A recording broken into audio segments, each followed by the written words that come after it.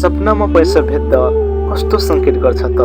के शुभ संकेत गर्छ कि अशुभ संकेत गर्छ? सपनामा पैसा भेट्दा कस्तो फल दिन्छ त?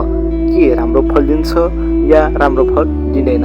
सपनामा पैसा भेट्नु भनेको के धन सम्पत्तिको नाश हो या धन सम्पत्तिको प्रगति हो? आज हामी यस भिडियोमा चर्चा गर्नेछौँ। यदि यो च्यानलमा तपाईँ नयाँ हुनुहुन्छ भने यस च्यानललाई सब्स्क्राइब गरिदिनु होला।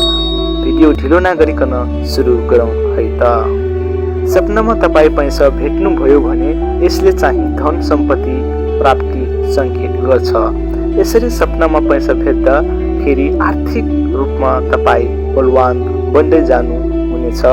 तपाईँ रोजगारी खोज्दै हुनुहुन्छ भने रोजगारी प्राप्त गर्न सक्नुहुन्छ। तपाईको बढाउ हुन सक्छ। तपाईको तलबमा वृद्धि हुन सक्छ।